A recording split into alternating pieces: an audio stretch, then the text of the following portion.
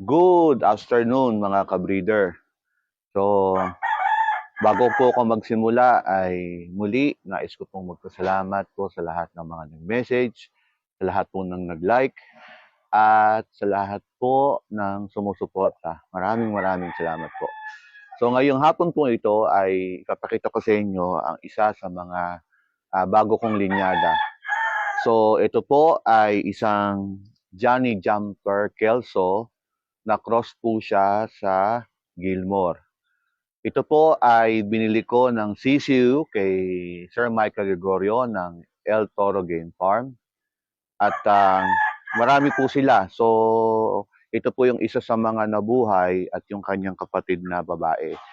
Ang tawag ko po sa kanya, mga ka-breeder, ay si 6 seconds. Kasi po, nung first fight niya, tumagal lang po ng 6 na segundo yung kanyang laban. So, nakapost po yun sa FB.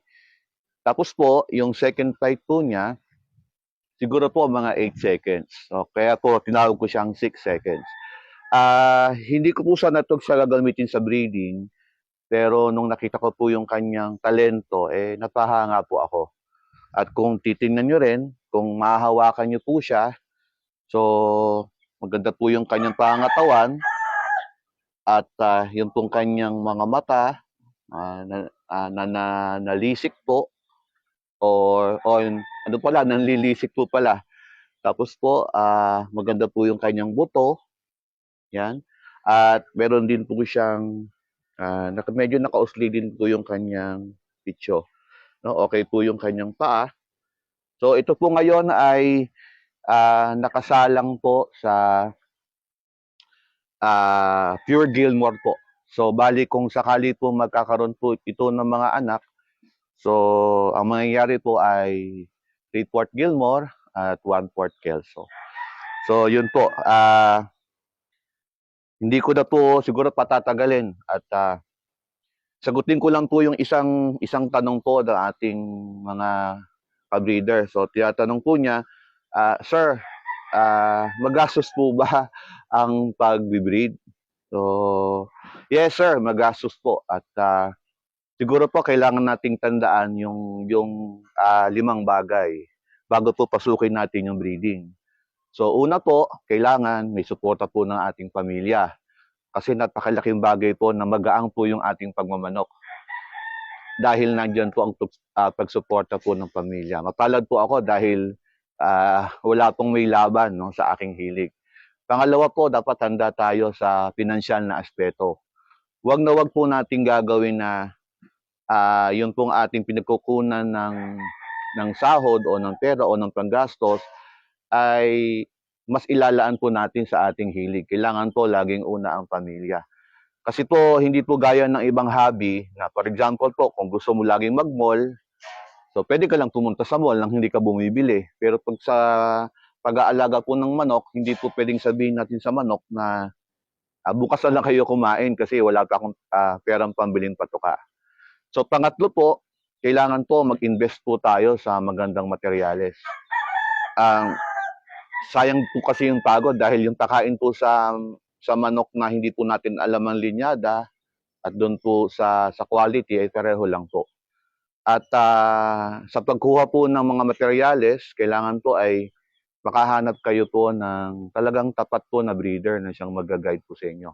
Kaya mapalad po ako dahil si Kuya Danny, nandyan po lagi para kung meron po akong katanungan sa breeding, siya po yung sumasagot. Kaya Kuya Danny, salamat po. At ang pang-apat po, kailangan po may pagsisikap. Lalo po kayo ay hindi full-time. Gaya ko po, meron po akong ibang trabaho. So, talagang pinipilit ko po na gawin ko no, yung aking hilig nang hindi po naapektuhan ng aking trabaho. Ano pa ba? So, siguro po, yun lamang po muna. Pero sa dali lang po, may papakita lang po ako sa inyo.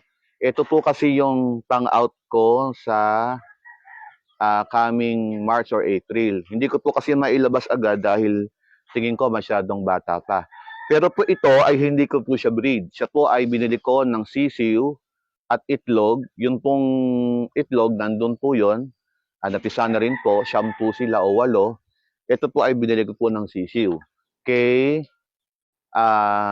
kay Gatus 19 po ng Bustos, Bulacan. So ang sabi po niya sa akin, ito raw po ay Gilmore, nakakross po siya sa Black Spartan po ni Sir Ray Briones. So 10 po sila, pati po yung kabila. So ito naman po yung kabila. Ito po. Kung makikita po ninyo, so ito. Yan po. Yan. So yan po sila. Yan po yung 10 magkakapatid po o magkakalahi.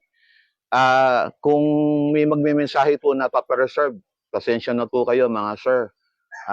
Hindi ko po kayang ipa-reserve dahil mahirap po kasi baka po pag kami pinagbigyan ako ay meron pong magtampo. So ano na lang po siguro pagka pinost ko po at pwede na po siya, so first come first serve na lang po. Gaya po ng sinasabi ko, hindi po ako commercial breeding at hindi rin po ako marunong mag-ship ng manok. Ganoon din po, minsan po pag may nagtatanong sa akin ng presyo, nahihiya po ako dahil hindi po talaga ako sanay ng pagbebenta. Dahil kung anong po yung meron ako, personal ko pong gamit at kinukuha po ito ng aking kinakapatid na sila po ang naglalaban. So, kaya po, minsan pag may nagtatanong ng presyo, nahihiya po akong sagutin. Pero sana po naunawaan ninyo kung magbanggit man po ako ng presyo, yun po ay